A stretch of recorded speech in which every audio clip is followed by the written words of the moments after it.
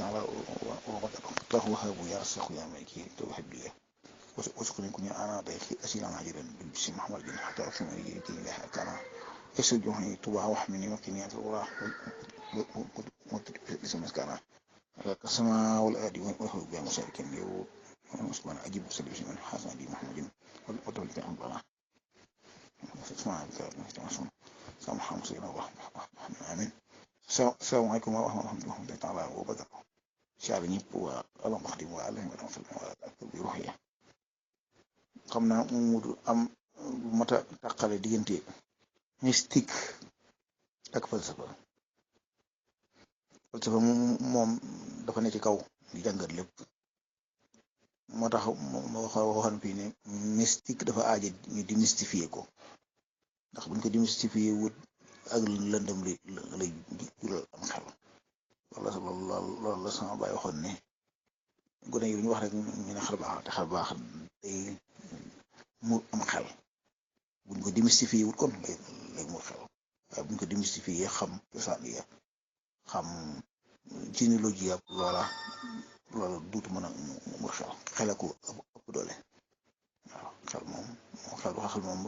saa boo ko muru rek moom la dara moo tax waxaan naan laa tuddee ko ab saal moom yàlla kenn xel mënu koo jàmtal xam ko dëgg-dëgg kon ñu mystique tasawuf léeg-léeg ni laaj ma jaaxale ci man ci léeg-léeg may wax ci mystique lu xóot mën naa am wala loo xam ne daal day xoromu léeg-léeg mu mel ne daanukat léeg-léeg ma nekk abrationnaliste di waxee ci falsafa benn am na ko ma laaj du sàngam nangam lu mel na ne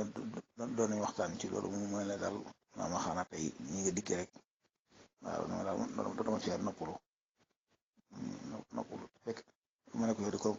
kon xamuma ñaar lay kii ndax damay fa am su ma dee dox ci tasawuf loolu muy wax ci tasawuf loolu ab domaine la su ma dee wax ci falsafa ci xel loolu ab domaine la atte yi bokkut kuy atte woo fee yi almu'tayaat yi maddi yi mu gis fee yi mu gis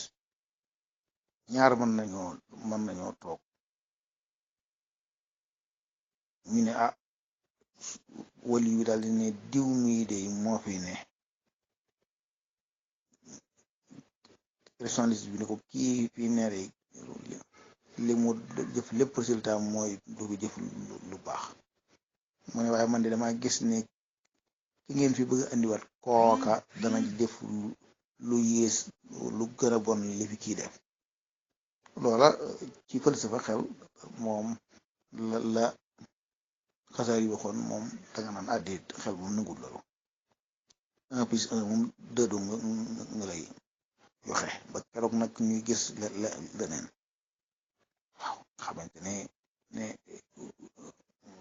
tasawuf wilaaye bu su waxee du dàq xel de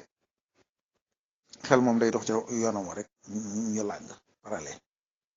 ñu làng saa su waxtu wa wilaaye waxoon ne nangam dana am bu amee kon xel ne askay bu dee xel gisut ne am na xel ne ko la nga waxoon anam waaw xam ne kon nga xam ne kon wilaaye ñaari dimension la te wilaaye li dalay wan yoo xam ne mbir yoo xam ne du ne faw mu am